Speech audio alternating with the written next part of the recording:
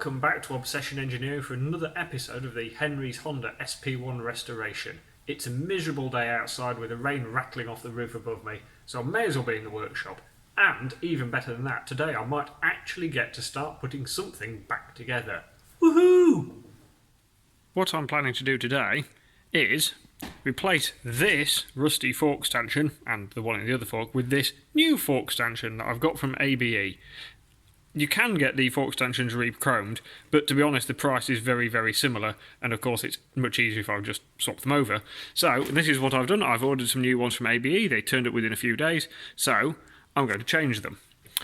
Obviously to do this, I have to disassemble the entire fork, take all this and all the internals out of it, then I have to heat the bottom up down here, and unscrew the stanchion from the knuckle at the bottom. It does take quite a lot of heat and quite a lot of time and pressure, so it's not necessarily a fast process, but it needs doing because, well, we can't leave them like that, can we? The first thing to do before I strip the forks down is to take all the settings off them. So I've got the preload setting written down, and I've written down the rebound setting. Now to do this, it's on a click adjuster, so from its current setting I'll just wind it all the way in until it stops. And you don't want to force it because what you're doing is you're pushing a needle into a hole. So I've counted 6 clicks from where it was to fully in. So that's counted as 6 from fully in. Then, down at the bottom end, the compression adjuster, if that'll stay still, is on this plastic adjuster. But it sees solid. Luckily, I am going to be removing these from the fork bottoms anyway for when I heat the fork bottom up. I don't want to heat this up. So when I've got it out, I will strip it down and hopefully unseize it without breaking anything. So that's the next job, is take all that apart. If I'd have done slightly better forward planning, I would have slackened off the fork top while the forks were still in the bike, but I didn't, and so that I don't have to clamp them too tight in the vise, I've actually popped them back in the yoke, because then you get a clamp all the way around the fork leg, not just at 2 points, and that means it's held tighter, so I can get onto these big flats here on a 32mm spanner and crack the top of the fork off. Now that I've got the fork top just cracked off, I can pop the nut back on, socket back on, and I can just undo it. I will need 2 hands for this. I've moved into the low vise so I can do this at a sensible height, and I've also wound all the preload off because it's much easier to disassemble the next stage with the preload removed. Interesting fact time, people. The fork springs in an sp1 Honda are actually 5mm too short. If I pull this up, you can see that the spacer tube that holds the spring in place is just rattling around. So what this means is, if I was riding the bike with the preload all wound off it, if I went over any bumps or anything and the fork went to full extension, there would in fact be no springing, and the fork would in effect be uncontrolled. And that isn't really acceptable. Why Honda did it, mystery to me. So, you can buy longer fork springs, but when I put them back together, I'm going to make some slightly longer spacers to get rid of this issue. To enable me to actually remove the fork top and thus remove the spacers and the springs, I have to undo this lock nut here. And to do that, I need to push down the spacer tube, which involves compressing the spring. So I've actually got myself a quite nice little spring compressing tool here that holds all the fork. You can do it with a much cheaper tool that just sort of screws into there and you push down by hand. I had one of those for many years and it does work, it's a bit more complicated. So, next thing to do is undo the lock nut, take the fork top off, take the springs and bits out and drain all the oil away. It's always worth noting when you take the forks apart the position of this nut on this thread, in effect how much thread is showing, and that's all to do with how the rebound adjuster works, which I shall explain later when we put it back together. That's had a couple of minutes to drain into the sink now, so most of the oil is gone. So the next thing to do is just pop the dust seal off, remove the circlip, take the outer apart from the inner, and then after that take the cartridge out. That's the dust seal removed, and the circlip that holds the oil seal in place. So now what I need to do is slide this apart, because the 2 bushes sit in here that actually, stop the fork twisting. So what I have to do is get hold of these 2 and slide them apart quite sharply, which generally involves 2 hands.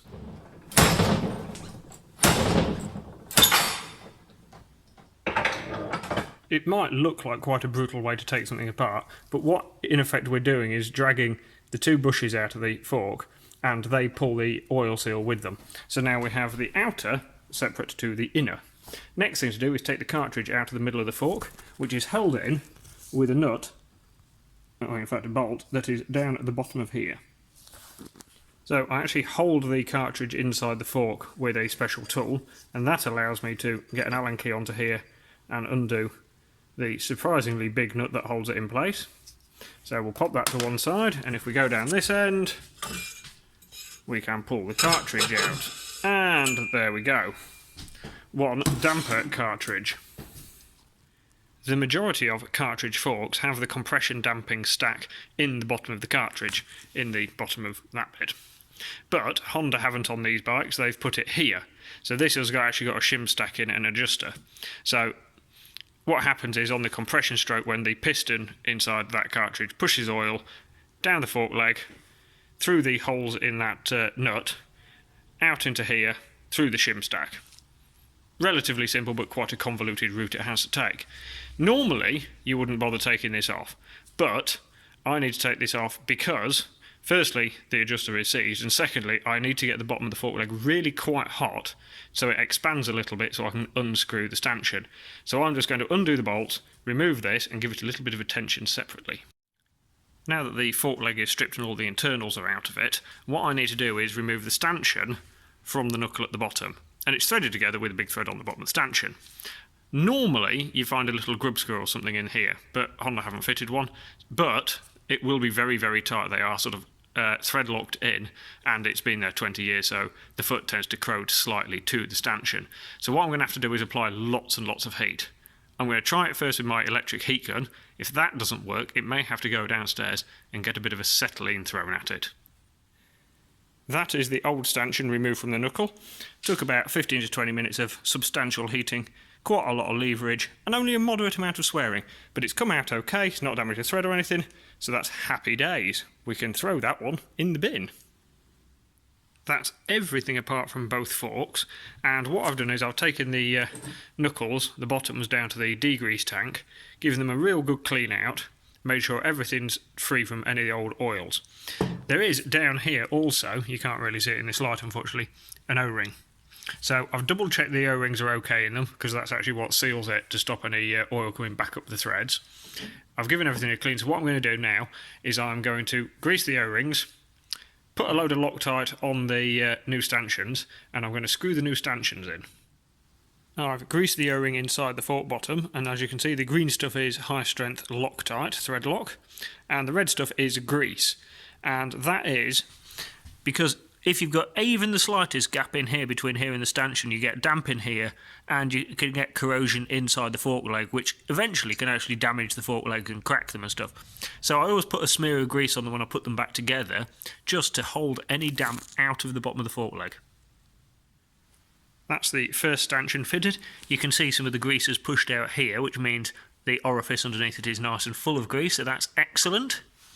That is then also being torqued up to FT, which in this instance means flipping tight. When I first got to the forks, the compression adjusters were seized up. These didn't move at all. But with a bit of penetrating fluid in them and a little bit of time, they've eased off, and now they move through their full range quite easily. So I've given them a good clean up, and they're nearly ready to go back on the bike, but I thought I'd give you a little rundown on how they work. So this attaches to the fork bottom, and when the cartridge compresses, it pushes fluid into this bottom hole here and out through the top hole. But in between the two, there is a shim stack. And this is the shim stack. So what happens is the fluid comes into the bottom hole and it's trying to go up through the piston. But it has to go through these little holes here, through the middle of the piston, and it has to push these shims out of the way. And that makes your damping. That affects how much damping you've got through the shim. So the adjuster, what it does is it opens a little hole down here. There's a little needle valve. It goes into this hole, and when you wind the adjuster in, it closes off how much oil can go through the hole. So when you have the adjuster closed, all the oil has to go through the shim stack, so you have more damping. When you open the adjuster up, more oil can go through the bypass hole and you get less damping. So that is the fairly basics of how that works. You can actually alter the damping characteristic by changing the shims, the size and the shape of them.